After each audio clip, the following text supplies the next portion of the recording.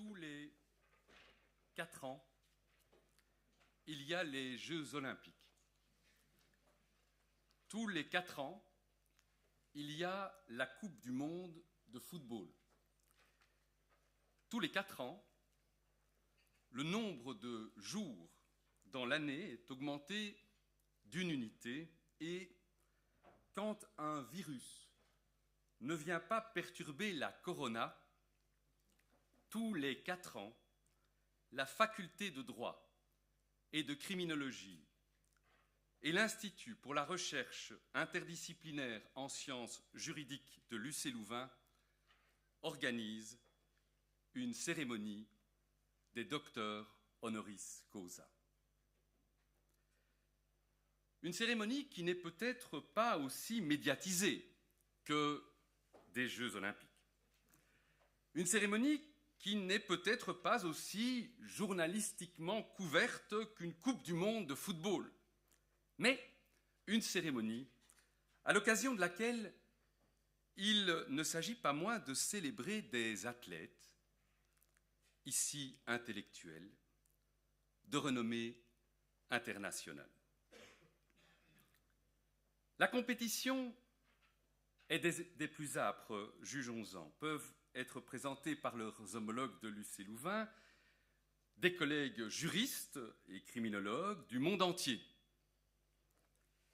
Un appel à candidature est lancé à cette fin, conduit à une sélection par les autorités compétentes au bénéfice d'un examen méticuleux des dossiers, d'échanges d'argumentaires nourris, le tout ponctué par un vote si des tendances ne se dessinent pas nettement. Le résultat de la délibération ne signifie pas encore la fin du parcours. Il s'agit alors de soumettre ce résultat à l'approbation des plus hautes autorités de l'université, sectorielles et rectorales, qui nous font ce jour l'honneur de leur présence dans l'arène qui nous accueille. C'est au nom de toutes celles et de tous ceux qui ont œuvré à ce qui se présente aujourd'hui comme la célébration de 4 athlètes intellectuels de renommée internationale que nous vous souhaitons, le professeur Eduardo Traversa et moi-même, la bienvenue à la cérémonie 2024 des docteurs honoris causa de la faculté de droit et de criminologie et de l'Institut pour la recherche interdisciplinaire en sciences juridiques de l'Université catholique de Louvain.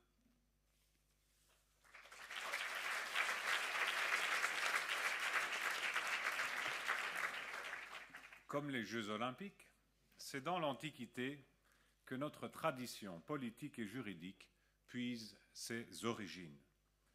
Comme les Jeux olympiques, elle a connu toutefois des variations très substantielles à travers les siècles. Le socle est toutefois resté. Et ce socle, c'est la notion de souveraineté, que les Romains appelaient imperium. L'imperium se caractérisait par 2 attributs. L'imperium militiae, le pouvoir de lever et de commander l'armée, en particulier pour la défense contre les agressions externes, et l'imperium domi, celui d'organiser la vie politique de la cité, d'assurer l'ordre public et de dire le droit.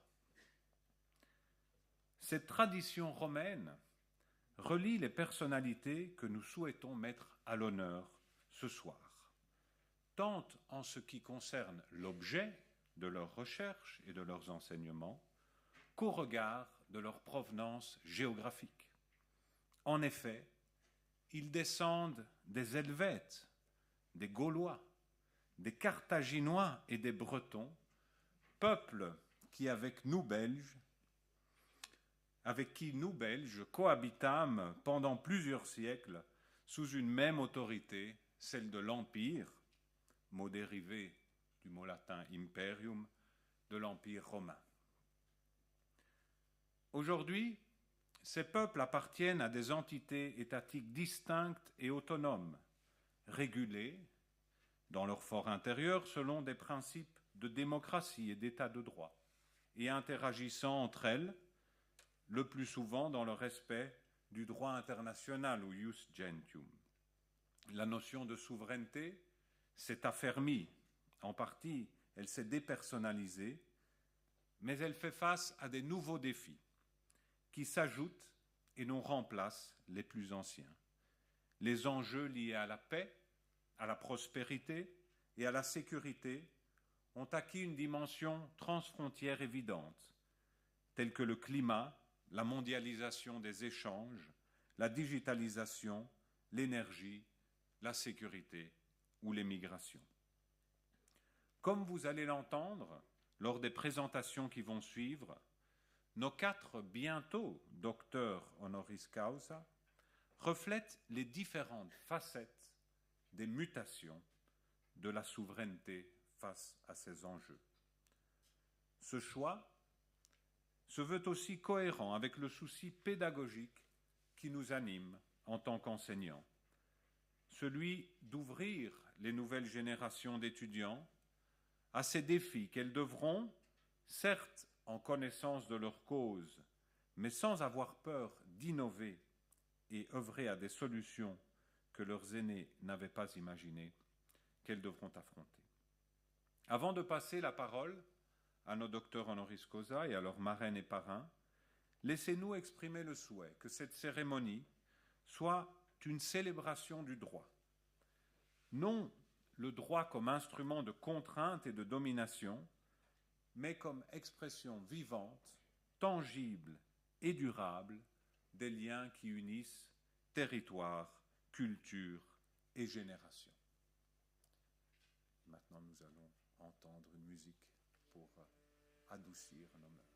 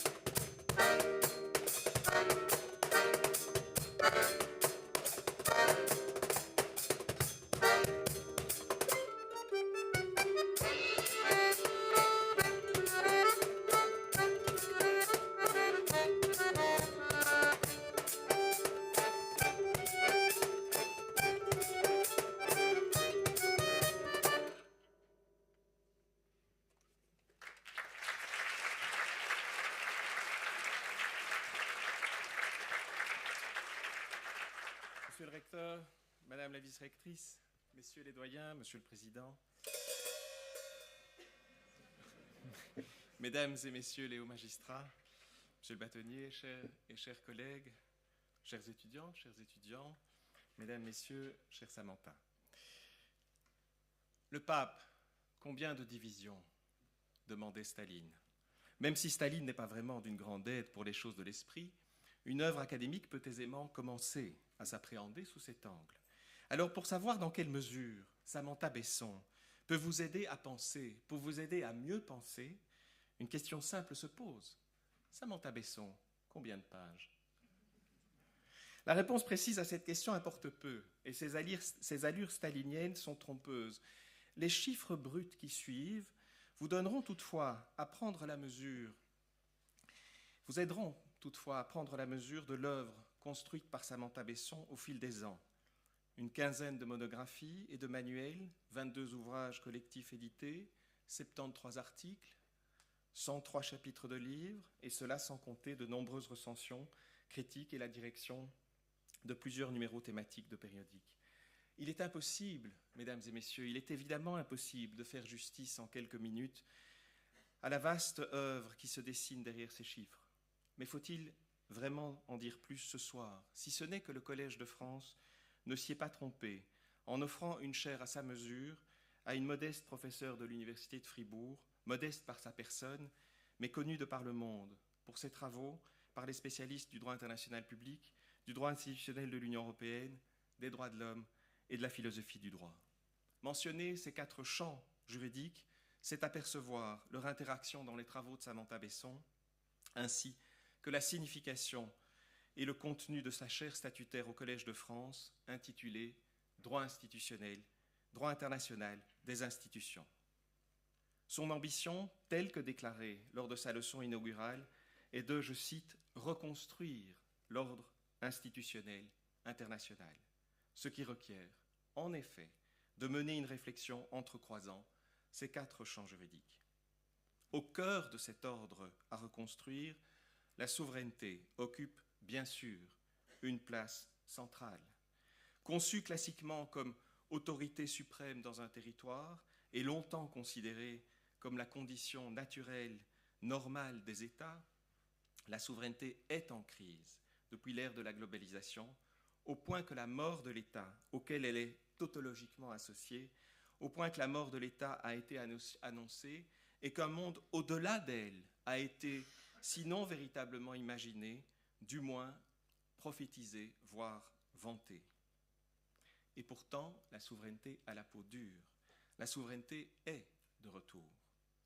Mais elle n'est sans doute pas tout à fait là où elle se trouvait précédemment, c'est-à-dire auprès de l'État, sinon en lui, au point que l'État lui-même devient un objet juridique problématique.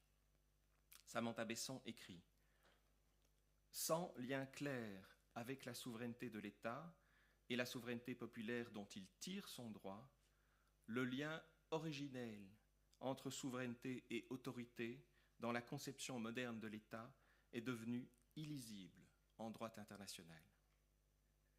Penser le retour de la souveraineté, penser peut-être le retour à la souveraineté, impose de reconsidérer ce lien originel et de s'interroger sur son origine populaire ainsi que sur sa représentation institutionnelle.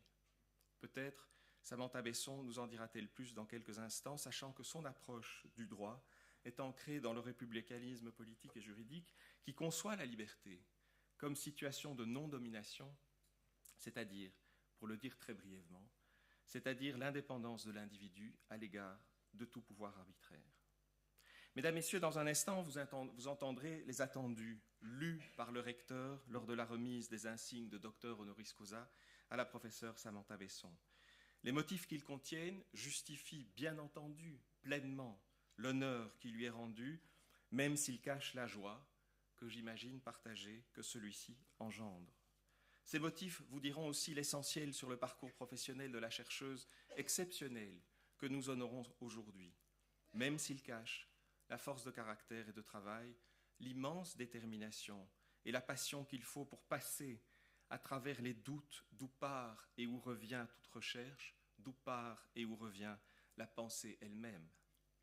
Ces motifs vous diront bien peu de choses sur les heures de solitude, les heures de lecture, les heures d'écriture, les heures passées à mieux dire les choses, les heures passées à enseigner, à communiquer, à partager, les heures à apprendre, les heures à transmettre, les heures à encourager de plus jeunes doctorants un peu fous à persévérer, les heures passées à organiser, à gérer, à corriger, à améliorer. Quand dans un instant, mesdames et messieurs, vous entendrez le recteur lire le parcours exceptionnel de Samantha Besson, pensez à toutes ces heures, car ce que nous honorons ce soir, c'est la personne qui a réussi à faire de la somme de ces heures une œuvre intellectuelle identifiable.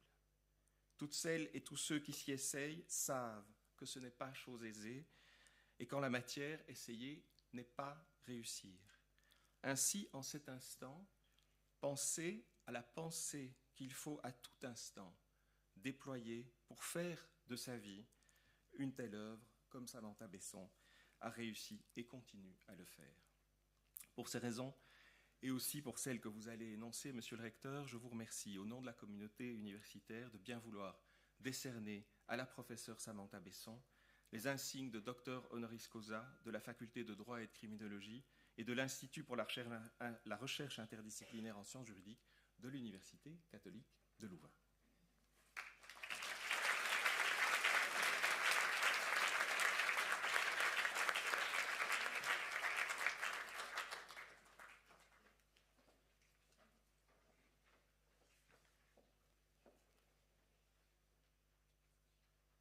Attendu que Mme Samantha Besson, de nationalité suisse et britannique, est professeure au Collège de France, où elle est titulaire de la chaire Droit international des institutions.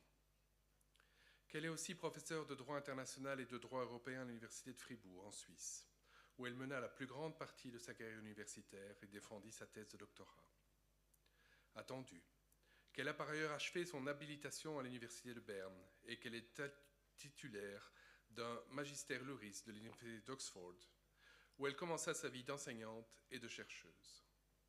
Attendu que la professeure Samantha Besson a été invitée à enseigner dans de nombreuses universités de par le monde et à l'Académie de droit international de La Haye, qu'elle a été résidente du Wissenschaft Kolleg de Berlin et membre du conseil scientifique de l'Institut d'études avancées de Nantes. Attendu que la professeure Besson a été élue membre associé de l'Institut de droit international en 2021, qu'elle siège au comité de l'Académie suisse des sciences humaines et sociales et a été la première déléguée aux droits de l'homme des Académies suisses des sciences. Attendu qu'elle conseille régulièrement le gouvernement suisse et le Haut Commissariat des Nations Unies aux droits de l'homme sur différentes questions de droit international. Attendu qu'entre 2008 et 2011, elle a siégé au sein de la Commission fédérale suisse contre le racisme en tant que membre indépendante. Attendu qu'elle est titulaire de plusieurs prix ayant couronné ses travaux universitaires dès l'entame de sa carrière de chercheuse. Attendu que les recherches de la professeure Samantha Besson se situent au croisement du droit international général, du droit institutionnel européen, des droits de l'homme et de la philosophie du droit, qu'elle poursuit une réflexion personnelle et renouvelée sur les questions fondamentales touchant à l'égalité des personnes et des peuples, à la souveraineté et à la démocratie internationale et européenne. Nous, en vertu des pouvoirs qui nous ont été conférés, nommons et proclamons Madame Samantha Besson, docteur honoris causa de la faculté de droit et de criminologie de l'Université catholique de Louvain.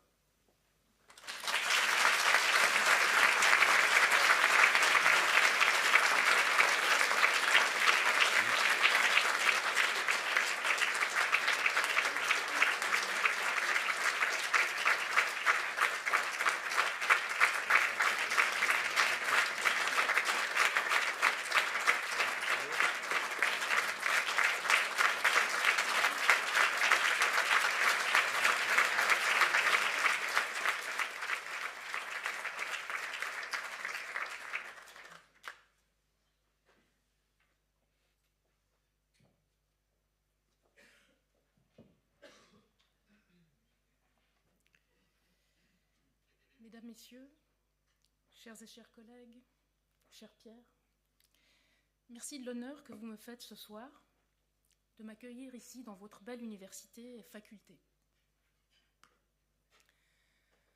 Avant de réfléchir au retour de, ou plutôt à, la souveraineté, comme vous nous proposez de le faire, il me semble qu'il faut nous demander comment nous avons pu nous passer de souveraineté. Il ne s'agit donc pas pour moi de m'interroger ici sur son retour, puis de le célébrer ou de le critiquer, mais plutôt d'examiner pourquoi la souveraineté est devenue ce concept repoussoir, ce mot en S-word, pour citer Louis Henkin, que plus personne ne voulait jusqu'à il y a peu prononcer, et pour l'étude duquel d'ailleurs plus aucune université n'aurait osé décerner un doctorat honoris causa. C'est ce que je vous propose de faire ce soir dans ce petit exposé, en identifiant puis en dissipant certains des mythes qui entourent la conception désormais prévalente de la souveraineté et de ses rapports au droit international. Alors le contexte rend cet exercice de démystification de la souveraineté, en tout cas de la conception prévalente de la souveraineté, d'autant plus important que suivant cette conception devenue majoritaire, la souveraineté est désormais opposée au droit international, tant par les adversaires du droit international que par ses défenseurs. C'est le cas en droit international des droits de l'homme, par exemple, comme l'ont confirmé les réactions à l'arrêt fondamental sur les obligations climatiques qui a été rendu par la Cour européenne des droits de l'homme contre la Suisse le 9 avril dernier. Les opposants au droit international des droits de l'homme ont tout de suite reproché à la Cour d'intervenir outre mesure dans la sphère de souveraineté nationale. Mais les défenseurs des droits de l'homme, à l'inverse, ont reproché à la Cour le trop grand respect de la marge de souveraineté nationale de la Suisse. En somme, ce qui doit nous inquiéter, c'est que selon cette conception désormais dominante de la souveraineté, le droit international est devenu l'anti-souveraineté et la souveraineté l'anti-droit international. Alors pour comprendre ce renversement, parce que c'est un sacré renversement au vu de l'histoire du concept, il nous faut revenir aux fondamentaux de la souveraineté en et de droit international. C'est le titre que j'ai donné à cet exposé. Il comprendra 3 points. Je commencerai par définir de manière aussi consensuelle que possible, mais Pierre l'a déjà fait pour moi, donc c'est très bien, la souveraineté en droit international. Je vous expliquerai ensuite qu'elle ne peut être fondée que de droit international et ne peut donc pas exister en dehors de ce droit. Enfin, et sur cette base, je procéderai à un exercice de démystification de la conception désormais prévalente de la souveraineté. Alors, premier point, définir la souveraineté en droit international. De manière générale, la souveraineté en droit international est définie comme l'autorité suprême d'un État sur les personnes qui se trouvent sur son territoire. De manière raccourcie, la souveraineté d'un État sur son territoire. Il ressort de cette définition qu'en tant qu'autorité, et c'est le mot-clé, la souveraineté, c'est bien davantage qu'une simple puissance. C'est bien davantage qu'un impérium. Et c'est bien davantage qu'une pure indépendance. On parle à cet égard de dualité descriptive et normative de la souveraineté pour signifier justement qu'elle est à la fois une puissance effective de fait et une autorité limitée de droit.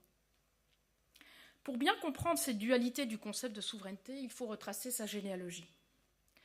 La souveraineté est issue du concept juridico-théologique de l'auctoritas, ou autorité du XIIe siècle, conçue alors comme une puissance limitée. Elle se consolide progressivement au sein du montage institutionnel hybride entre Église et Empire, et plus spécifiquement autour de l'articulation conceptuelle de l'autorité, auctoritas de l'Église, d'une part, et du pouvoir ou potestas de l'Empire, de l'autre. Dès le XVIe siècle, toutefois, les choses deviennent confuses. C'est à ce moment-là, en effet, qu'une fusion conceptuelle du tandem auctoritas et potestas s'opère avec la fusion institutionnelle de l'Église et de l'Empire en une seule institution, l'État.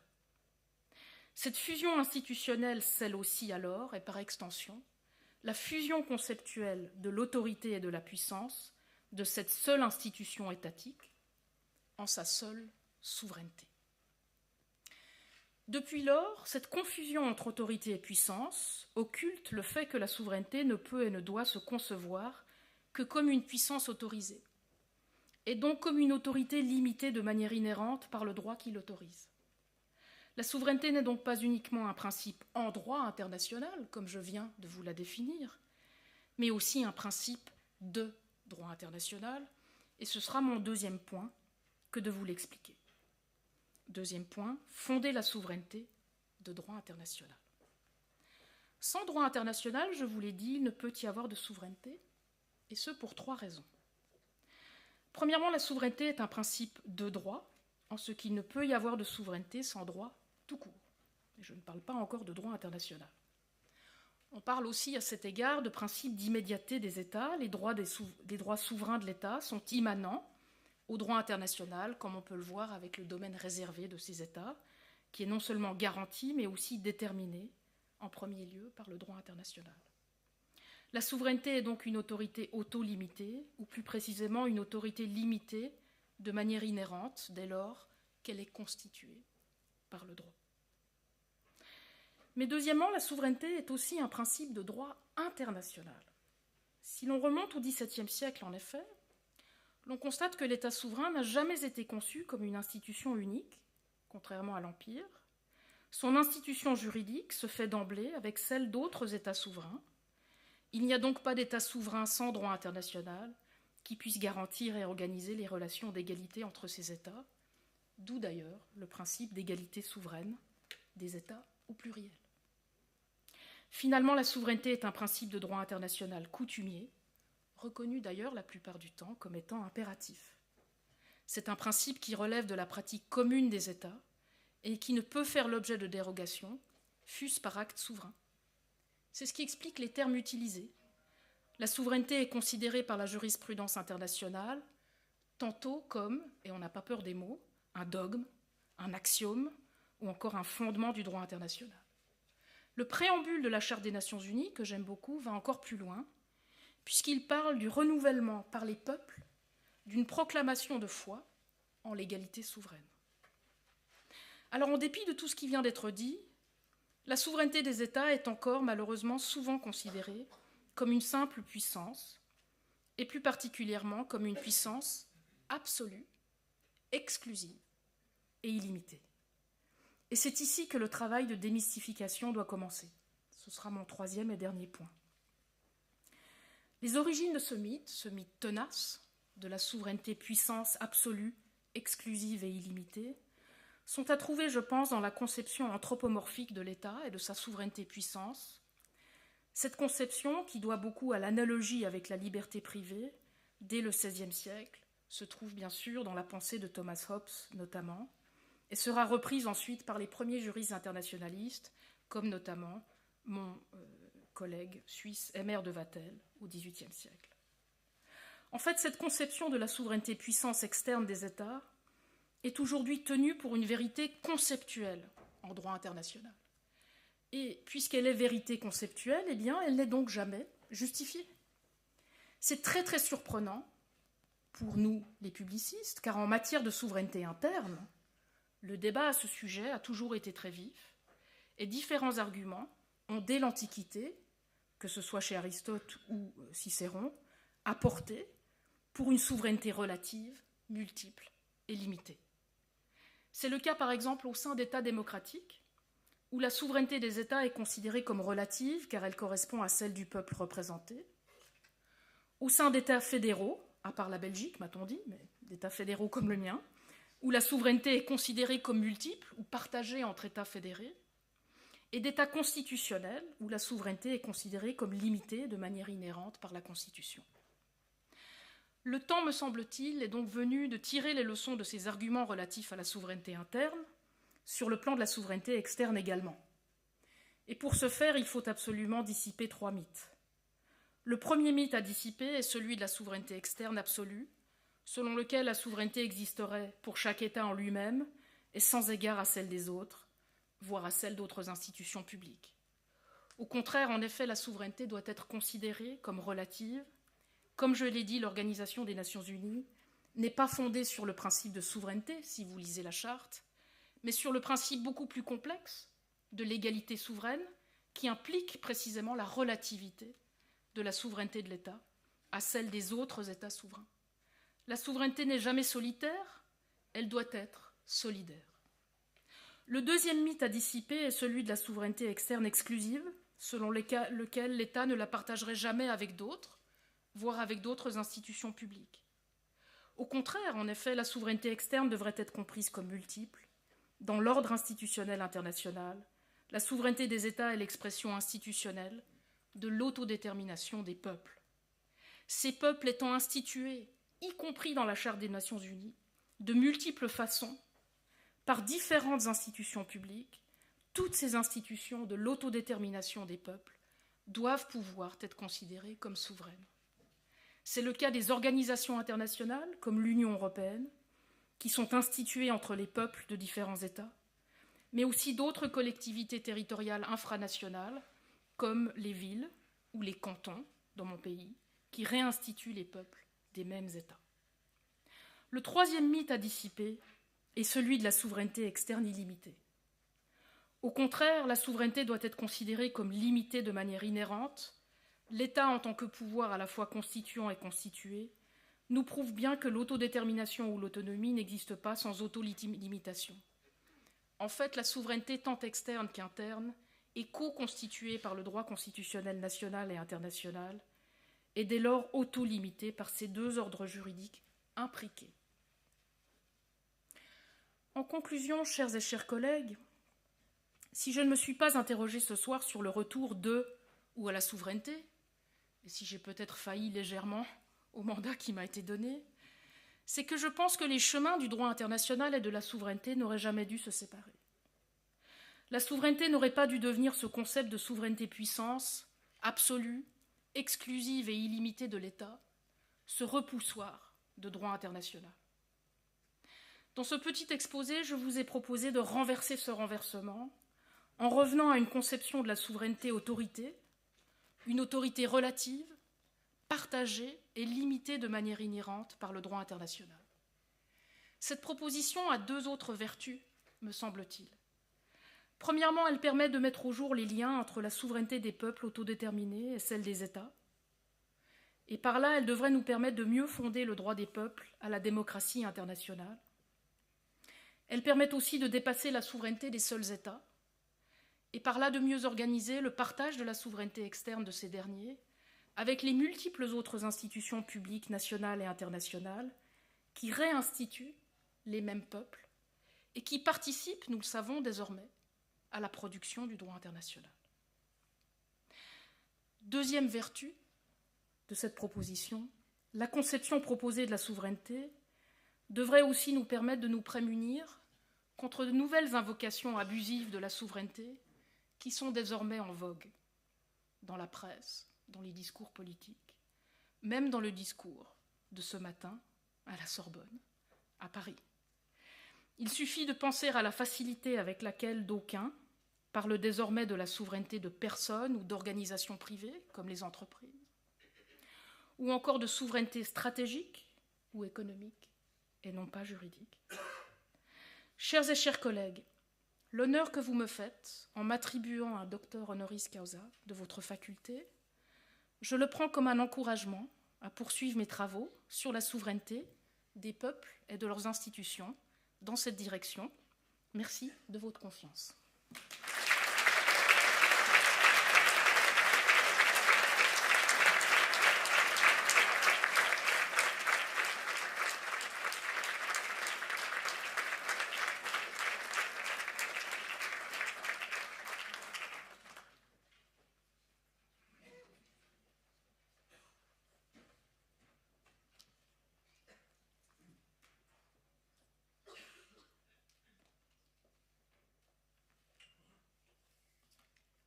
Réchauffement climatique, déclin de la biodiversité, discrimination de genre, de race, d'orientation sexuelle, inégalités socio-économiques, crise de l'accueil des personnes migrantes, conflits armés, telles sont quelques-unes des situations auxquelles les personnes de ma génération sont confrontées.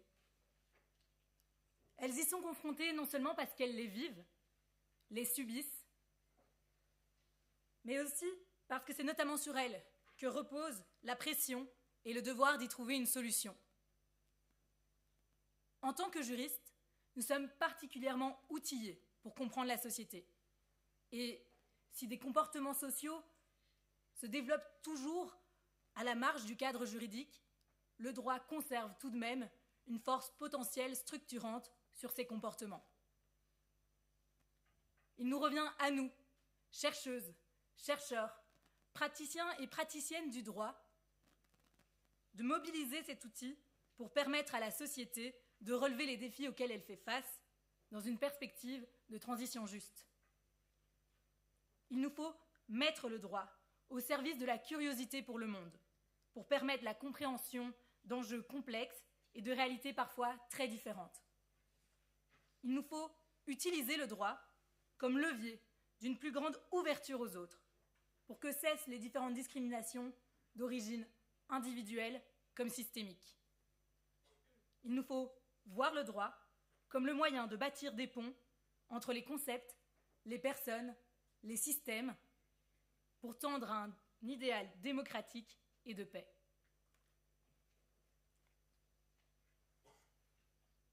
Si la curiosité pour le monde, l'ouverture aux autres, l'établissement de ponts entre les lieux, les systèmes et surtout les personnes sont les ferments de la démocratie et de la paix, alors, cher professeur Bell, vous êtes un exemple de démocratie et de paix. Votre contribution à la science juridique est pétrie de curiosité pour le monde et d'ouverture aux autres. Elle prend cette allure de pont entre les lieux, les systèmes et surtout les personnes. Elle est la promesse d'une démocratie renouvelée, la promesse d'une paix prolongée. S'intéresser aux processus institutionnels, sociaux et politiques qui façonnent le droit depuis son adoption jusqu'à sa mise en œuvre. mené des travaux approfondis, tant en common law qu'en droit européen et continental, notamment sur les pouvoirs du juge, constitutionnel et administratif. Partir en pionnier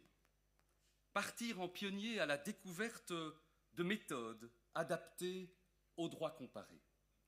Former à cette ouverture des générations et des générations de chercheurs britanniques et continentaux européens. Transmettre sa passion des liens entre les systèmes juridiques.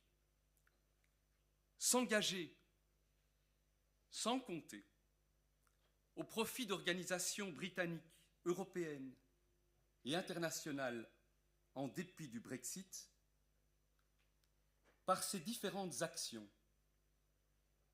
et tant d'autres. Vous avez, professeur Bell, contribué d'une façon exceptionnelle aux échanges juridiques et universitaires de part et d'autre de la Manche, tel un ambassadeur de la common law en Europe continentale, tel un ambassadeur de l'Europe continentale au Royaume-Uni. Pour ces raisons, Monsieur le recteur, nous vous remercions, au nom de la communauté universitaire, de bien vouloir décerner au professeur John Bell les insignes de docteur honoris causa de la faculté de droit et de criminologie et de l'Institut pour la recherche interdisciplinaire en sciences juridiques de l'Université catholique de Louvain.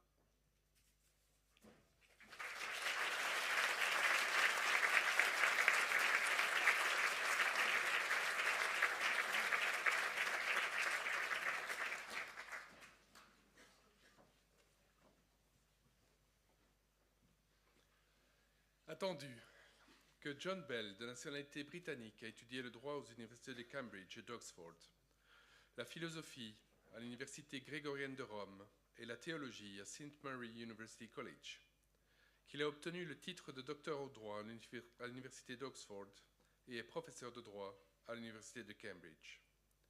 Attendu que les recherches de John Bell ont posé les jalons d'une compréhension de l'évolution du droit à l'aune du droit comparé, en identifiant les processus institutionnels, sociaux et politiques qui façonnent l'adoption, l'interprétation et la mise en œuvre du droit dans la common law et le droit européen, qu'il a mené une analyse riche et originale sur les pouvoirs du juge, en particulier constitutionnel et administratif.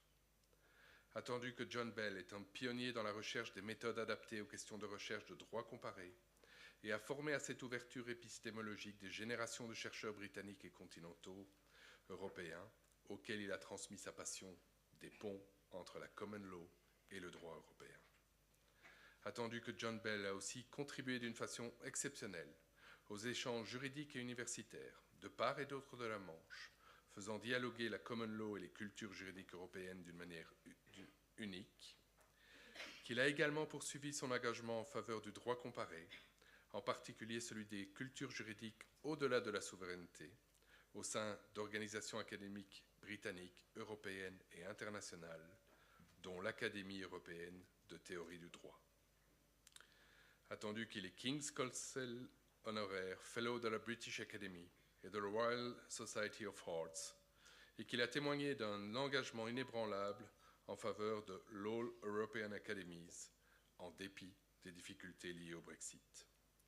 Nous, en vertu des pouvoirs qui nous ont été conférés, nommons et proclamons Mr. John Bell, docteur honoris causa de la faculté de droit et de criminologie de l'Université catholique de Louvain.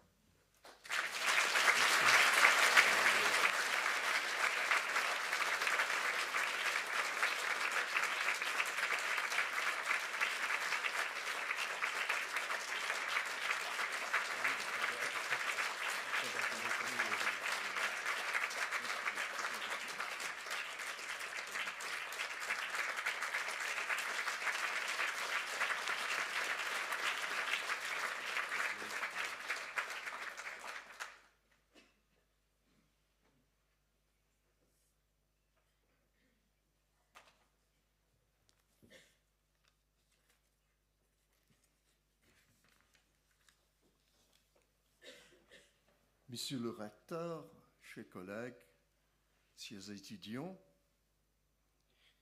c'est un plaisir d'être ici et vous me faites un très bon honneur de m'accorder le titre de docteur honoris causa.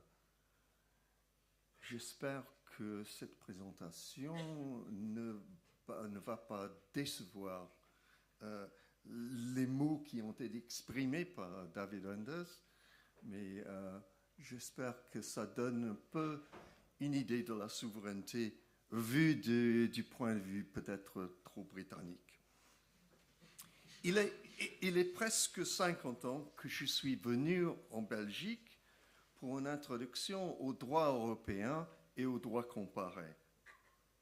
Ce moment-là était tout au début de la participation du Royaume-Uni dans les institutions de la communauté économique européenne. Nos études à Cambridge de l'époque contenaient très peu sur le droit européen, et donc je suis venu ici pour avoir une telle introduction. Un élément de cette introduction était une présentation de l'arrêt belge Le Ski de 1971, décision récente de la Cour de cassation sur la priorité du droit européen sur le droit national. Notre Parlement britannique refusait de trancher cette question en 1972. Le gouvernement a insisté que l'adhésion à la CEE ne changeait en rien la souveraineté nationale. Alors, pour nous autres juristes, jeunes juristes britanniques, la présentation de l'arrêt Le Ski était une révélation. Il y a 30 ans, j'ai publié un article dans la revue française Pouvoir intitulé « Que représente la souveraineté pour un Britannique ?»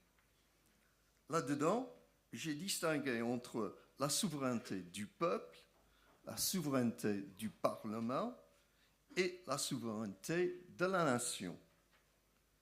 La jurisprudence Le Ski touchait à la souveraineté du Parlement. Question juridique. La Chambre des Lords a suivi les Belges seulement en 1990, dans l'affaire Factortame. Mais notre Supreme Court, dans la première affaire Miller de 2017, explique que la souveraineté du Parlement continue et que le Parlement peut à tout moment reprendre son contrôle sur le droit national. Alors, il ne s'agit pas d'une cession de souveraineté, mais simplement d'une suspension. Les motifs d'un tel retour juridique doivent être recherchés dans les notions politiques et sociales de la souveraineté du peuple et souveraineté de la nation. Lorsque j'ai étudié la Constitution britannique à l'école, on ne parlait jamais de la souveraineté du peuple. Un référendum était un instrument politique des pays étrangers de légitimité douteuse. Mais peu à peu, la notion de la souveraineté du peuple s'est introduite dans nos mœurs, surtout avec l'introduction des parlements en Écosse, au Pays de Galles, et avec la question de l'Irlande du Nord. Nous appelons ce système devolution. Devant l'importance croissante des institutions supranationales et mondiales, la réponse du public dans le Brexit, par exemple, est un cri pour plus de contrôle local. Dans un monde de décisions rapides prises à Londres, à Bruxelles ou à New York, la demande croît pour une voix locale et une participation locale dans des décisions qui entraînent des conséquences pour la vie locale. La sagesse d'une telle demande s'est vu pendant la période de la pandémie Covid-19. Au Royaume-Uni, la santé publique est matière dévolue au Parlement des pays. Le résultat était que les mesures prises pour limiter la contagion étaient différentes en Écosse, au Pays de Galles, en Angleterre et en Irlande du Nord. En effet, les solutions adoptées par le gouvernement national à Londres pour l'Angleterre étaient les pires des quatre. On voit que maintenant, c'est presque impensable de retirer les pouvoirs accordés au Parlement des pays. Peut-être qu'il faut considérer le Brexit comme une partie de cette ligne d'évolution en faveur d'une voie locale dans l'environnement des questions et des décisions de plus en plus mondiales. Mais l'expérience de la dévolution montre que nous devons nous demander quel peuple, quelle nation. Le référendum du Brexit n'était pas approuvé par les Irlandais du Nord ni par les Écossais. On ne demande pas aux Anglais de voter sur les parlements des autres pays, même s'ils subventionnent leurs activités. Il est souvent difficile de décider le niveau auquel on recueille les voix locales ou on demande leur participation. Est-ce que la notion de souveraineté est apte pour résoudre ces questions? Alors, il faut admettre que l'interdépendance inéluctable des communautés nationales et infranationales est importante. La guerre d'Ukraine a montré clairement l'interdépendance du monde économique, même avec les nations qui sont capables de menacer notre vie. Au Royaume-Uni, la pénurie du personnel médical, des infirmières, des aides-soignants dans les hôpitaux et dans les maisons de retraite et dans la communauté montre la dépendance du pays sur l'immigration pour un élément essentiel de nos services publics. Bien sûr, dans la plupart des questions la plus importante des questions pour nous, qui a été soulevée par notre étudiante, le changement du climat, les problèmes et les solutions n'ont pas de frontières. Aucun pays n'est pas autosuffisant et aucun pays ne peut contrôler les sources de sa dépendance. L'action en commun des pays est inéluctable. En même temps, nous devons entendre les voix qui demandent une participation locale. C'est ici que nous devons avoir recours non seulement à une répartition de compétences, mais à une reconnaissance que les niveaux de décision ont une géométrie variable selon la matière. Il faut faire appel au principe de subsidiarité avec une présomption en faveur du niveau le plus bas. Le principe de subsidiarité implique que nous examinons chaque décision pour décider le niveau le plus apte pour prendre la décision. Mais pour l'appliquer de manière la plus appropriée, nous devons non seulement voir la décision, mais également les phases préliminaires, surtout la consultation. Nous devons prendre en considération les personnes qui doivent être consultées et leur donner une vraie opportunité pour leur contribution réfléchie.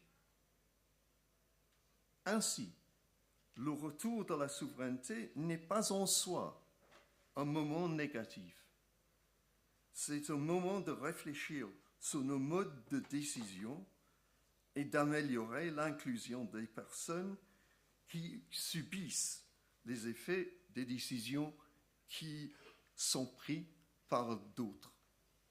Et donc, Monsieur le Recteur, je vous remercie de ce titre et j'espère que, comme mon collègue a bien dit, que mon travail continue pour approfondir les questions que je viens de soulever.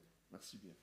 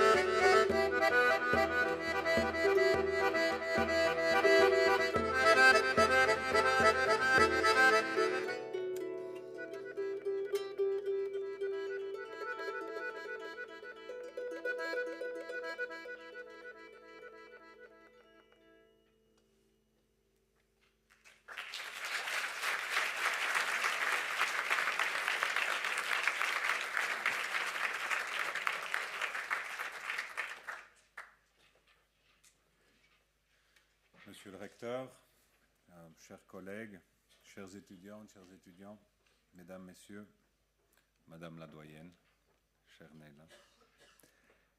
Neila Chaban n'est pas seulement une grande juriste, c'est aussi une personnalité dont l'exemple a inspiré et continue d'inspirer des générations d'étudiants et surtout d'étudiantes dans son pays d'origine, la Tunisie, et au-delà. Sa carrière polyforme peut être vue comme une ample série de variations autour d'un même thème. La défense de l'état de droit et des droits des personnes vulnérables, en particulier les femmes, dans le contexte fragile d'une démocratie en transition, la Tunisie, située au carrefour des routes reliant l'Afrique à l'Europe, l'Orient à l'Occident, un passé fécond à un avenir incertain. Comme académique, elle a développé des activités d'enseignement et de recherche dans les différents domaines du droit constitutionnel, administratif et fiscal, tels que la protection des droits du contribuable, la fiscalité des affaires, la coopération internationale en matière fiscale, les droits des femmes, la fonction publique, le rôle et la place des instances indépendantes en démocratie et la lutte contre la corruption. Comme experte, elle a participé ou participe à différents réseaux internationaux, comme le mécanisme de revue de la Convention des Nations Unies de lutte contre la corruption, la Commission européenne pour la démocratie et le droit, dite Commission de Venise du Conseil de l'Europe, ou encore l'Alliance régionale des femmes pour l'intégrité et la lutte contre la corruption, lancée l'année passée par le PNUD. Comme responsable, elle a exercé de hautes fonctions, tant dans le cadre académique, en particulier comme doyenne de la faculté des sciences juridiques, politiques et sociales de Tunis, Université de Carthage, fonction qu'elle exerce actuellement, mais aussi dans le monde politique, comme secrétaire d'État de la femme et de la famille. Dans ses fonctions à haute responsabilité, elle a continué d'œuvrer de différentes manières en faveur des femmes et des personnes vulnérables et contre la violence et la corruption. Maintenant, je passe la parole à Calista Roukens, étudiante dans notre faculté, qui a eu il y a peu l'opportunité de pouvoir visiter la faculté de la doyenne Chaban pour qu'elle nous témoigne de son expérience. Merci, monsieur le doyen. J'ai l'honneur de représenter les étudiants du projet Tunisie. Merci. Merci. On vous voit. Donc, j'ai l'honneur de représenter les étudiants du projet Tunisie de la clinique juridique Rosa Parks afin de témoigner l'apport de la professeure Chaban dans l'implication politique de ces étudiantes. En effet, dans le cadre de notre collaboration en matière de migration avec la clinique juridique de l'Université de Carthage, nous avons eu la chance de nous rendre à la faculté des sciences politiques, juridiques et sociales et d'y découvrir la force impressionnante des femmes qui nous y ont accueillis. Engagement associatif, recherche scientifique, création d'applications pour lutter contre les violences faites aux femmes et créer des environnements sûrs, les étudiantes tunisiennes démontrent un intérêt profond pour les questions de démocratie et de protection des droits des femmes. Ceci est rendu possible par le soutien qu'elles reçoivent au sein de leur faculté et ainsi que par les différentes opportunités créées par leur doyenne, Madame Chaban, afin d'approfondir leurs réflexions quant aux droits des femmes en Tunisie. Face au recul démocratique qui frappe tant la Tunisie que nos sociétés européennes, il ne nous faut reculer en rien sur les acquis obtenus par les groupes minoritaires ou minorisés dans nos sociétés, les femmes, les personnes porteuses de handicap, les personnes migrantes et d'autres. L'enseignement de Madame Chaban nous apprend à envisager ces groupes sous le prisme intersectionnel, ce qui nous permet d'appréhender les problématiques qui les touchent de façon plus juste, elle dirait plus digne. Les étudiantes et professeurs de l'Université de Carthage nous ont donné une leçon précieuse. Le combat pour la démocratie doit être porté sans relâche, et il ne le sera plus au détriment des femmes, plus que cela, il le sera à travers elles. Au nom des étudiants de la clinique juridique Rosa Parks, je tenais à remercier les étudiantes tunisiennes, nos amies tunisiennes, parce qu'elles nous ont permis de ramener dans nos bagages un peu de leur courage.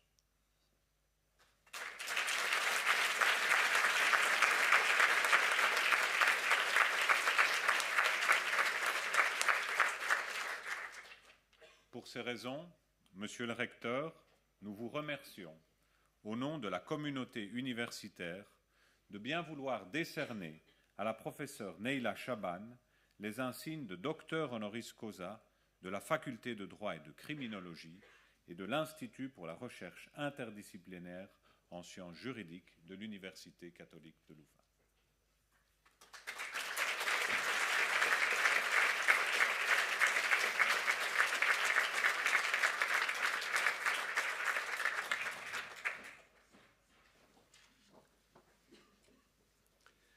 Attendu que Madame Neila Chaban, de nationalité tunisienne, est professeure de droit public et de droit fiscal, et doyenne de la faculté des sciences juridiques, politiques et sociales de l'Université de Carthage en Tunisie.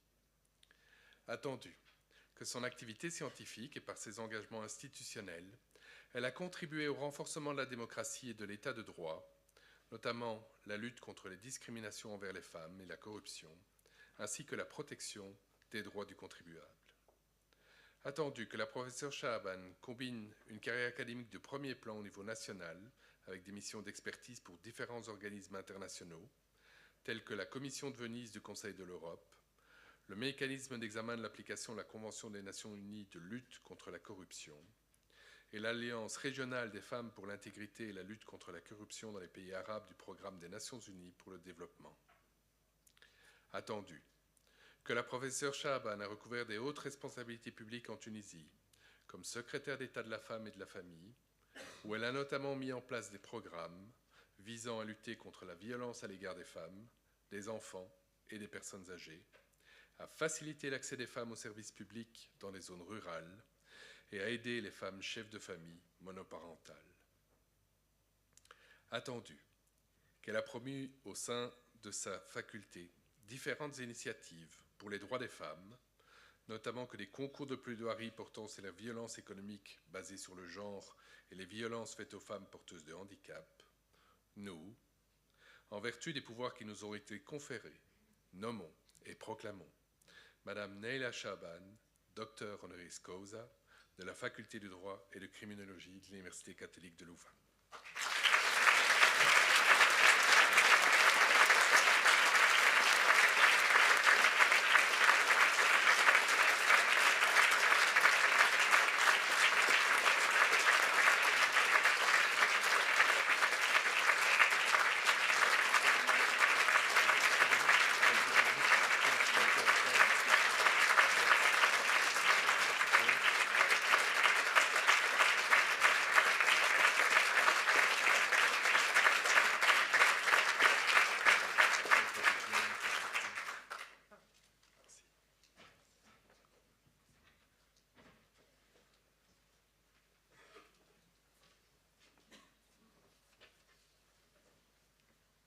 Monsieur le recteur, Madame la vice-rectrice, Monsieur le directeur de l'Institut, Monsieur le doyen, cher Eduardo, chers et chers collègues, chers et chères étudiants et étudiantes, Mesdames et Messieurs, vous pouvez comprendre à quel point je suis émue aujourd'hui, car qu'est-ce qui est plus valorisant pour un universitaire que la reconnaissance par ses pairs?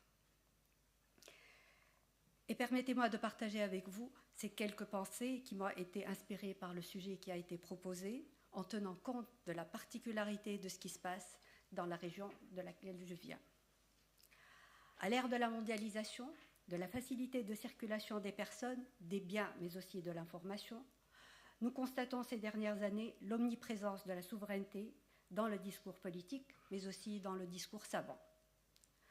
Le concept de souveraineté est complexe et peut être interprété de différentes manières, selon les contextes politiques, culturels et historiques. Il renvoie à l'autorité suprême et incontestée d'un État sur son territoire et sur son peuple. Il a une dimension interne et une autre internationale, dans laquelle je n'oserais pas m'aventurer après ce que vient de dire Samantha. J'aurais pu focaliser mon intervention sur ce que je connais le mieux, la souveraineté fiscale et les défis auxquels elle est confrontée, l'obligeant sans cesse à se réinventer. Mais je ne le ferai pas. Car ces dernières années, plusieurs événements et tendances ont ravivé les discussions sur la souveraineté dans le monde entier et aussi dans mon pays, depuis 2011 et plus particulièrement depuis 2021. La première date correspond à l'année de la Révolution et 2021 à celle de la suspension de la Constitution de 2014 que le professeur Delperrey connaît très bien. Certes, la Tunisie n'est pas la seule dans cette tendance. Dans de nombreux pays, on observe une montée des mouvements nationalistes et populistes qui prônent le renforcement de la souveraineté nationale, souvent par opposition à la mondialisation. Celle-ci a certes entraîné une intégration économique et politique accrue entre les nations, mais elle a également suscité des inquiétudes quant à la perte de contrôle et d'indépendance des États. Certains pays cherchent donc à réaffirmer leur souveraineté en adoptant des politiques économiques protectionnistes ou des politiques nationales visant à réduire les émissions de gaz à effet de serre et à préserver leurs ressources naturelles, ou encore en cherchant à renforcer leur souveraineté numérique en développant des politiques de cybersécurité et en réglementant l'utilisation des données personnelles sur Internet. Sur le plan interne, un renouveau de la souveraineté de l'État peut se manifester de différentes manières, toutes visant à renforcer l'autorité et la légitimité de l'État vis-à-vis de sa population et à garantir un contrôle effectif sur les affaires nationales. Il y a ainsi le recours à la décentralisation qui permet une plus grande autonomie décisionnelle au niveau local, ce qui renforce le sentiment d'appartenance et de contrôle des citoyens sur leurs affaires locales, lorsque le processus de décentralisation fonctionne correctement, ce qui n'est pas le cas dans tous les pays. Il y a aussi le renforcement des institutions nationales, qui peut se manifester par des réformes visant à accroître la transparence, la responsabilité, la redevabilité et l'efficacité du gouvernement, ce qui participe à accroître la légitimité de l'État aux yeux de ses citoyens. Il se manifeste aussi à travers les réactions aux pressions externes, telles que des exigences ou des sanctions de la part d'organisations internationales ou même de puissances étrangères. Dans de tels cas, l'État peut chercher à renforcer sa souveraineté interne en affirmant son indépendance face aux influences extérieures et en protégeant ses intérêts nationaux. Par ailleurs, lorsque les citoyens s'engagent activement dans le processus politique et revendiquent leurs droits démocratiques, cela peut contribuer à un renouveau de la souveraineté interne. La participation citoyenne accentue la légitimité du gouvernement et assure une représentation plus fidèle des intérêts et des préoccupations de la population, ce qui, dans l'absolu, est un phénomène positif et bénéfique, voire même recherché. Cependant, parce qu'il y a toujours un cependant, dans certains contextes politiques, cette participation peut aussi prendre la forme d'une stigmatisation, d'une mise à l'index, voire dans certains cas, d'un rejet des élites et des corps intermédiaires.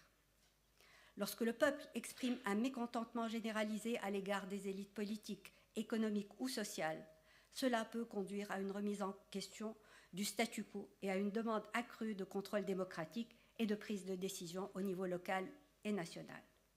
Le peuple peut avoir l'impression alors de prendre en main son destin en rejetant ceux qui l'ont gouverné pendant des années sans forcément traduire ses aspirations.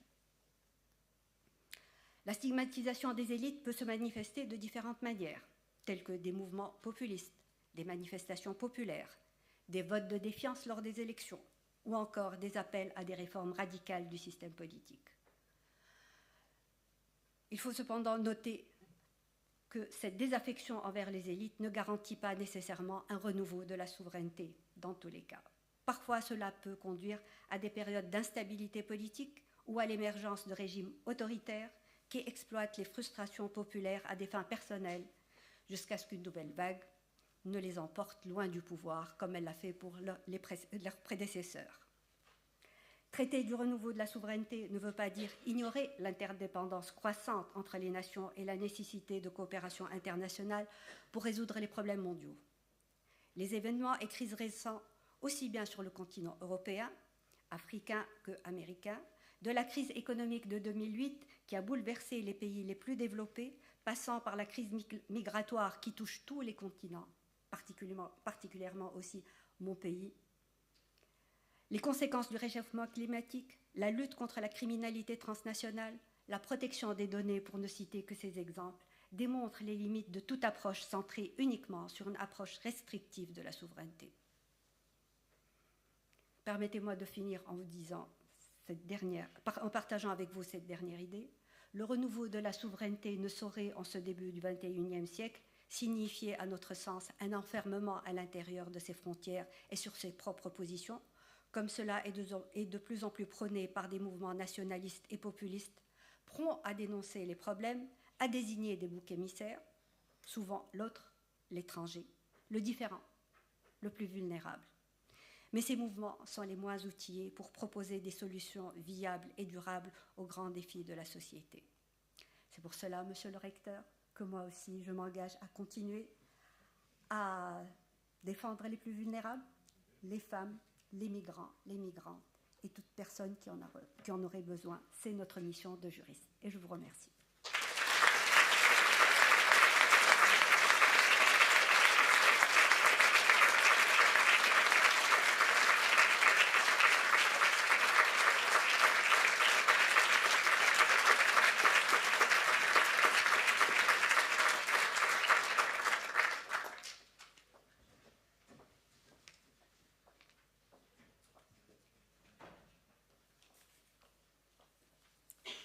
Monsieur le recteur, Madame la vice-rectrice, chers collègues, chères étudiantes, chers étudiants, Mesdames, Messieurs, Didier Bigot n'est pas criminologue. À Sciences Po Paris, il était professeur de sociologie politique internationale. À King's College à Londres, il est professeur de War Studies, donc d'études de la guerre. Non seulement Didier Bigot n'est pas criminologue, mais il n'aime pas la criminologie. Et encore moins ce savoir spécial à propos d'êtres humains spéciaux que serait l'anthropologie criminelle. Il a dirigé avec Laurent Bonelli un numéro de la revue Culture et Conflit, dont il est rédacteur en chef, intitulé « Critique de la raison criminologique », un numéro dont l'un des articles phares, un entretien avec un sociologue américain extrêmement connu, Howard Becker. Donc cet article a pour titre l'une des phrases prononcées par Howard Becker qui est « Les criminologues n'ont jamais rien fait à propos du problème du crime ». Didier Bigot n'aime pas la criminologie, en tout cas une certaine criminologie, mais les criminologues, du moins certains, parmi lesquels celles et ceux de l'école de criminologie de Louvain, aiment Didier Bigot. Alors pourquoi ? D'un côté, c'est évidemment un homme tout à fait charmant, mais surtout, il a une œuvre, alors nourrie à la fois de la lecture de Foucault et de bien d'autres philosophes, de Bourdieu et de bien d'autres sociologues. Son œuvre interroge sans relâche ce que la raison criminologique, une sorte de raison prophylactique, fait aux droits et aux libertés publiques, et plus encore ce qu'elle fait aux personnes ou à certains groupes ou à certaines catégories de personnes qu'elle considère comme suspects ou comme dangereux, les anormaux, les migrants, les étrangers, les réfugiés. Donc, son œuvre explore ce que la raison criminologique fait et comment elle le fait, le comment important tout particulièrement pour outiller les luttes politiques. Champion du travail d'équipe, chef d'orchestre, pourrait-on dire, animateur infatigable, rompu à l'interdisciplinarité, il explore les rapports entre souveraineté et sécurité à travers l'étude minutieuse de toute une série de dispositifs, investissant tantôt le champ de l'antiterrorisme, tantôt le champ de ce qu'on appelle la criminologie des frontières, à partir d'une problématisation des frontières, tantôt encore la montée des services de renseignement et de surveillance, et la question de la surveillance des services de surveillance. Je voudrais brièvement illustrer donc les propos de Fabienne Brion en démontrant en quoi nous, criminologues, avons effectivement besoin de Didier Bigot. Donc j'évoquerai simplement l'une de ces formules choc destinées à rendre compte des transformations contemporaines des modalités du contrôle et de la surveillance dans nos sociétés. Voici sa formule. Nous sommes passés, nous dit-il, du panoptique à ce qu'il nomme au détour d'un jeu de mots le banoptique, faisant référence au verbe bannir, exclure, acte éminemment souverain, rajoute-t-il, Plus précisément, nous passons du modèle classique, benthamien, qui organise la surveillance et le contrôle de tous, idéalement immobilisés et en un lieu bien donné, bien spécifié. Nous passons donc de ce modèle à un autre modèle, qui ne fonctionne qu'à travers la prise en compte des flux des populations, pour y sélectionner, catégoriser, exceptionnaliser, dit Didier Bigot, tout individu ou groupe d'individus, pour en dernière instance l'exclure, le bannir. Par ailleurs, ce travail de catégorisation, nous dit-il, s'opère de plus en plus efficacement avec l'aide des nouvelles technologies de l'information et de la communication dont le potentiel ne cesse de croître. On l'aura compris, la prétention de ce nouveau paradigme sécuritaire vise à décrypter, avant même que l'individu lui-même ne s'en rende compte, sa trajectoire et son passage à l'acte possible. À défaut de comprendre ce qui préside à l'émergence de risques, de menaces spécifiques, comme le crime, le terrorisme, on cherche ici à anticiper ce crime et cette menace. Ce travail prédictif génère un savoir nouveau, nous dit Didier Bigot, qui produit des énoncés, des discours sur ce qu'est la sécurité, sur une forme de sécurité et sur ce qui est menaçant. Ce savoir, s'il est pris au pied de la lettre par une certaine criminologie, une criminologie dite positiviste, celle que Didier Bigot n'aime pas, et je pense que cette criminologie n'aime pas trop Didier Bigot non plus, eh bien ce savoir doit inciter une autre criminologie, une criminologie critique, plus critique, et donc amener à revenir, et je cite de nouveau ici Didier Bigot, sur les rapports entre les pratiques des professionnels de la sécurité et les systèmes de justification de leur activité, en réfléchissant sur la construction des procédures de vérité. Bref, comprendre ce qui est en jeu ici. Et pour effectuer ce travail critique, les concepts de Didier Bigot, sa pensée, sont assurément d'une grande utilité analytique et doivent évidemment se retrouver dans la boîte à outils du chercheur. Pour ces raisons, Monsieur le Recteur, nous vous remercions au nom de la communauté universitaire de bien vouloir décerner au professeur Didier Bigot les insignes de docteur honoris causa de la faculté de droit et de criminologie et de l'Institut pour la recherche interdisciplinaire en sciences juridiques de l'Université catholique de Louvain.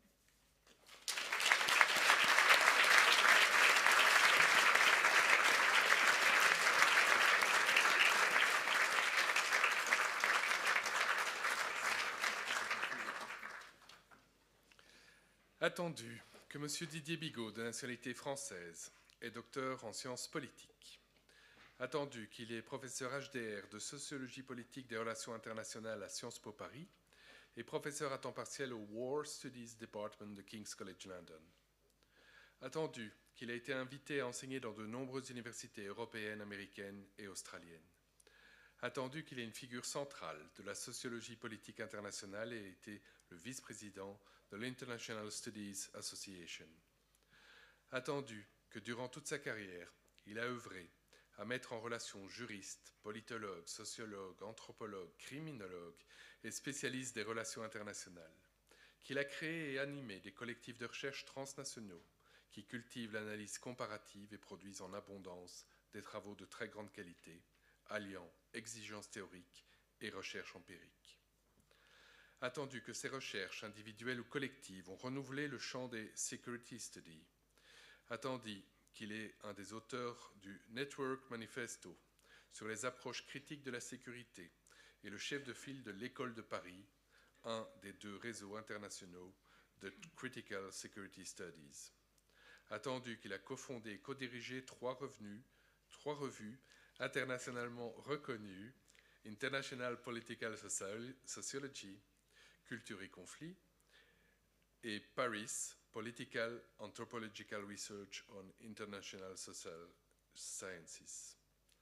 Attendu qu'à plusieurs reprises, il a collaboré avec la faculté de droit et de criminologie, sur des sujets tels que les migrations, le terrorisme ou le renseignement, attendu qu'outre ses qualités d'excellence scientifique, ses collaborations ont toujours mis en évidence sa créativité et sa générosité, attendu que la question du retour de la souveraineté qu'il étudie dans ses relations à la sécurité a depuis longtemps retenu son attention, nous, en vertu des pouvoirs qui nous ont été conférés, nommons et proclamons M.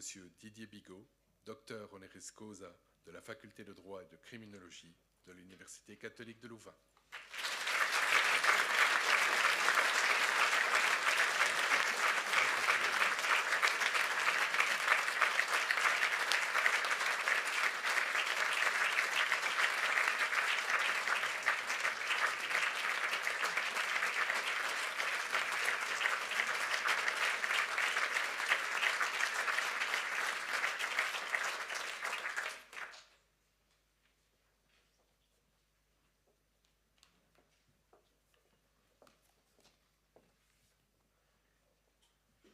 Monsieur le recteur, chers collègues, chers amis,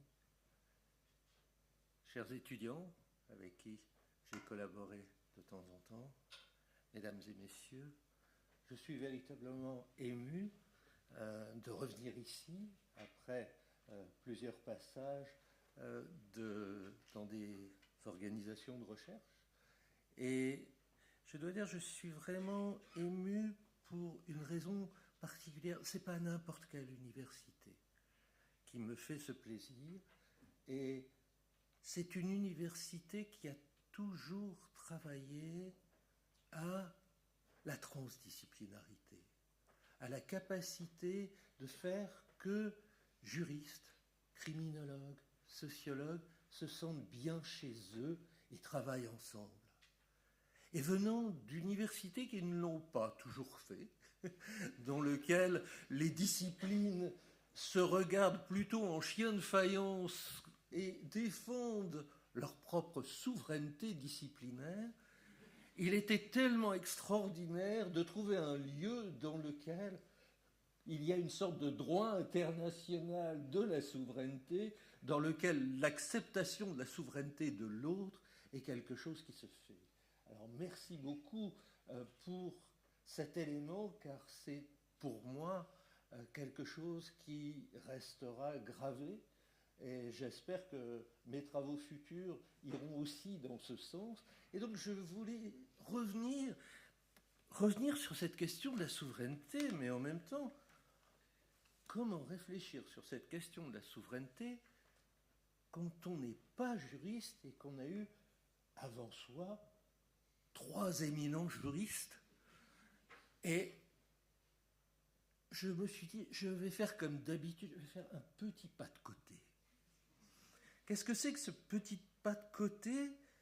C'est que je vais essayer de ne pas répondre à la question « qu'est-ce que la souveraineté ?» Parce que la tentation de l'analyse est de reprendre une définition transhistorique, tombant ainsi dans le risque de l'essentialisme et de la pensée d'État. Il reflète alors cette dernière, loin de décrypter, comme le rappelle Pierre Bourdieu, ce qui est, normalement, non pas le dernier mot de l'État sur lui-même, mais comment celui-ci est produit. Et donc, il faut se méfier des notions transhistoriques qui prendraient quelques évolutions le long du temps et autour du même concept. Mais pour le faire, on ne peut pas le faire avec la souveraineté, puisque c'est elle qui dit avoir le dernier mot. Donc comment faire pour parler de quelque chose qui dit avoir le dernier mot? Alors, je me suis dit, essayons donc de comprendre justement, non pas la souveraineté en tant que telle, mais la relation de la souveraineté à la vérité du présent du pouvoir, afin d'en faire un tout petit peu sa généalogie. Comme le signale Jens Bartenson, la réalité de la souveraineté est alors contingente et instable loin d'être transhistorique. La souveraineté fluctue dans son objet référent pour assurer à celui qui dirige, au nom d'un grand autre, Dieu, la nation, le peuple, l'humanité, le vivant, la possibilité d'avoir le dernier mot, et par là de légitimer le pouvoir obtenu par la force en le convertissant en obéissance, afin de transformer son pouvoir fragile en autorité. Cette opération, à ce moment-là, est un mécanisme particulier, c'est celui de l'autorité du porte-parole. Elle s'opère lorsque la discussion sur ce qui est vrai, sur ce qui s'est passé, se clôt comme par magie. Il n'y a plus rien à dire quand le souverain a parlé. Alors, est-elle, comme le disent les anthropologues, le mana de l'Occident? S'agit-il d'un mot magique où, quand on a dit « je suis souverain et j'ai terminé », tout le monde doit s'arrêter non seulement de parler, mais de penser? Cette économie des mots, en particulier pour être efficace, doit alors avoir de la force.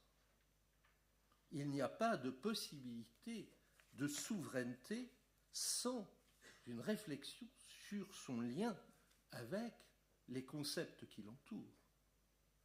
Il faut réfléchir sur souveraineté et pouvoir, souveraineté et autorité, souveraineté et liberté, souveraineté et sécurité. Et encore, quand nous faisons tout cela, nous ne faisons que répéter le discours que l'État porte sur lui-même. Donc comment faire? Eh bien, il faut au minimum essayer de comprendre comment la relation de sécurité permettant non à la violence, mais à l'autorité de limiter les contestations et les révoltes, d'imposer le silence de l'ordre social au bruit et aux fureurs de la bataille. Et dans ce cas-là, l'usage de la violence pour faire perdurer le sens de l'ordre se doit de prétendre protéger, stabiliser, rendre la vie plus sûre. La sécurité est donc, d'une certaine manière, tout aussi fluctuante et changeante dans ses modalités que celle de la souveraineté, car les deux notions sont profondément reliées et font frontière entre ceux qui sont protégés et ceux qui ne le sont pas. Et cette frontière ne cesse de se déplacer. Cela peut être les ouvriers à une certaine période, cela peut être les non-citoyens, cela peut être les étrangers, cela peut être les autres espèces animales. Toute une série de frontières sont déplacées en fonction de cet ordre qui nous dit ce que nous sommes et ce que nous ne sommes pas. Donc la sécurité est elle aussi une ligne de justification continue et quasi perpétuelle qui ne cesse de se modifier historiquement et de multiplier ce que le philosophe Frédéric Gros a appelé des foyers de sens différents. C'est-à-dire des foyers qui se contredisent au gré des rapports de force historiques. Souveraineté et sécurité sont éminemment instables hors d'un cadre spatialisé de pouvoir. Et donc une des questions clés qui relie sécurité et souveraineté, c'est l'idéologie du territoire. Non pas l'espace, mais le territoire comme sanctuarisation d'un espace par l'État. Et à partir de là, il faut s'interroger sur ces formes que pose la sécurité. Je n'en ferai pas la généalogie, elle a déjà été faite, mais gardons sur la sécurité, pour revenir plus tard sur la souveraineté, cette idée simple. Il y avait 4 foyers de science sur la sécurité. Non pas celui que nous connaissons, la sécurité, c'est la force, c'est la police, mais au contraire, le premier, c'est celui du stoïcisme face au monde. Stoïcisme face au monde dans la Rome polythéiste qui pense le rapport maître-disciple et a bien plus à voir aujourd'hui avec la résilience individuelle, avec l'action d'organes de pouvoir. Donc la première souveraineté, c'est la souveraineté de soi. Le deuxième sens de la sécurité, c'est celui du contexte d'obéissance de Dieu, et qui advient avec l'absence de danger, ce qu'il appelle le dimanche de l'histoire, et la résolution imaginaire des peurs millénaristes. Mais de nos jours, une certaine vision de la sécurité, comme forme émancipatrice reprise par les thèses de la sécurité humaine, par le développement, par exemple, vont penser une souveraineté qui n'est plus la souveraineté d'un État-nation, mais une souveraineté de groupes qui doivent travailler ensemble à différentes échelles pour modifier la souveraineté de l'État par rapport à leur propre souveraineté. Et à ce moment-là, cela entraîne une réaction de la part de ceux qui étaient les porte-paroles exclusifs de la souveraineté nationale. Cela ne leur plaît pas. C'est-à-dire qu'ils maintiennent l'idée que ce qui est appelé ici sécurité est une insécurité ontologique, dans lequel l'ordre social et international deviendrait injuste et dangereux. Donc il faut justement, à partir de là, se poser la question de quels sont ces rapports entre souveraineté et sécurité nationale, et quels sont les rapports qui pourraient exister entre sécurité globale et une terminologie qui est de plus en plus à la mode, mais qui a encore très peu de porte-parole, à savoir une souveraineté globale.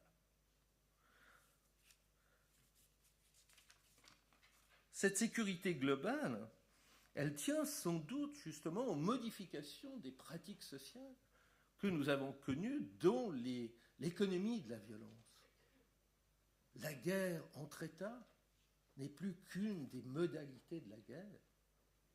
Il y a de multiples modalités et des métamorphoses des conflits, dans lesquels le public et le privé, dans lequel le territorial et le numérique, dans lequel toute une série de frontières qui étaient données entre l'interne face à l'externe, comme dans le dieu Janus, où ces deux faces ne se regardent jamais, sont en train de créer un torticolis, et où elles se retournent ensemble, fabriquant une sorte de ruban de Moebius infini dans lequel on ne peut pas distinguer objectivement l'interne de l'externe. Et c'est ceci qui est vécu justement comme des insécurités nécessitant une sécurité globale par des coalitions d'États plus que par des formes supranationales. Un global north, comme disent nos amis anglo-saxons, mais civilisé. Donc cette sécurité globale, créant une surveillance partagée des insécurités, que fait-elle? Est-ce qu'elle nous apporte cette sécurité globale ou est-ce qu'elle avive au contraire les conflits au lieu de les résoudre? La solution serait-elle alors une souveraineté globale? Voilà ce qui circule à bas bruit, mezzo voce, comme disait Charles Tilly, en parlant justement de ces mouvements et de ces mobilisations qui existent un peu partout.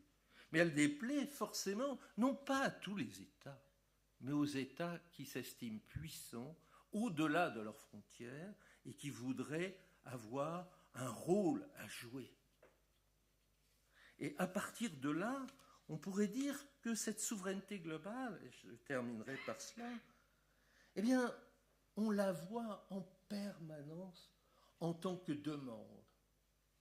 Demande avec les appels à l'ONU, avec les appels aux instances judiciaires internationales, que ce soit bien sûr la Cour de justice internationale, que ce soit la Cour pénale internationale ou régionale, la CJU, la CEDH, par des parties significatives de forces civiles transnationales, qui en appellent à ces instances comme porte-parole du global, comme porte-parole de l'universel, comme porte-parole du vivant. Mais jusqu'à maintenant, ces porte-paroles qui pourraient créer un transfert de référents, ces transferts de référents ne sont qu'en cours. Il est difficile à des groupes qui ne sont pas des États, même s'ils existent dans l'économie politique de la violence et de la sécurité, de se voir reconnaître par le droit. Donc il faut effectivement, et on en a des cas avec le Rwanda, avec l'Ukraine, avec la Palestine, avec l'environnement, que mes collègues ont bien plus développé que moi, des illustrations.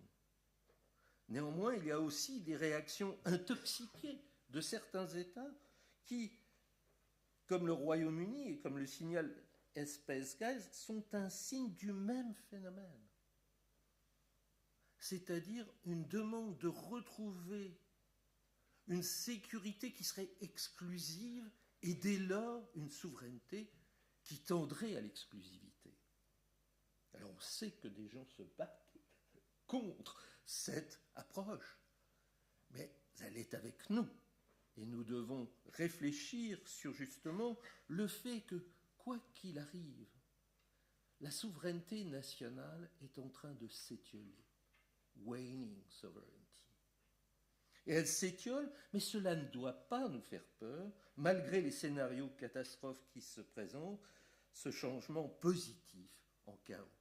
Merci beaucoup.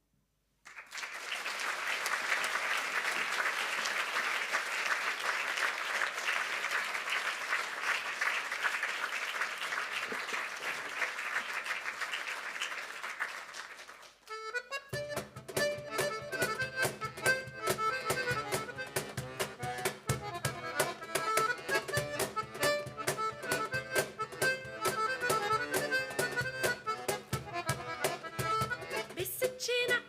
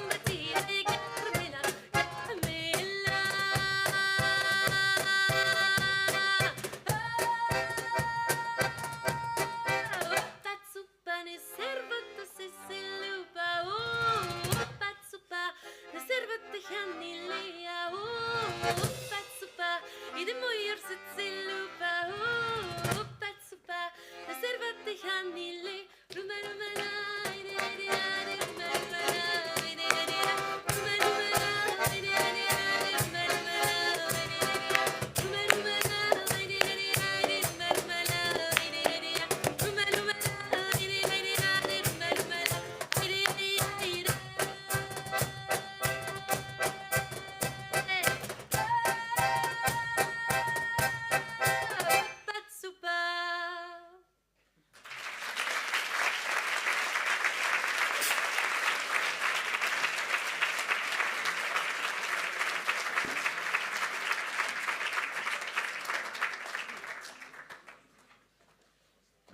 Le temps est venu de conclure et mes brèves conclusions prendront la forme de remerciements et d'invitations. Des remerciements les plus vifs aux autorités de notre université, Monsieur le recteur, Madame la vice-rectrice, qui est aussi ancienne doyenne de notre faculté, ancienne présidente de notre institut, et que nous sommes heureux de retrouver aujourd'hui. Chers collègues, pour votre présence, chers étudiants, pour avoir suivi cette cérémonie, chers invités, amis de la faculté, de l'Institut, et un remerciement tout particulier à toutes les personnes qui ont œuvré depuis de longs mois à l'organisation de cet événement sous la houlette de notre directrice administrative, Joëlle Cap. Un grand merci aussi à Ostara pour avoir agrémenté nos réflexions de moments aussi d'évasion de voyage.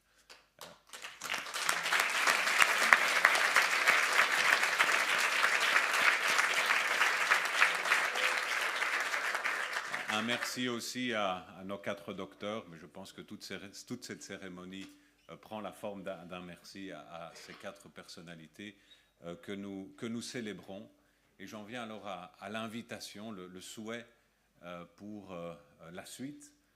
Donc nous avons maintenant célébré des grandes personnalités. Il ne s'agit pas ici d'une auto-célébration d'un monde dans lequel les personnes portent des toges, parlent en latin, qui sont dirigées par 2 consuls italiens, en tout cas l'un qui ressemble et un qui l'est.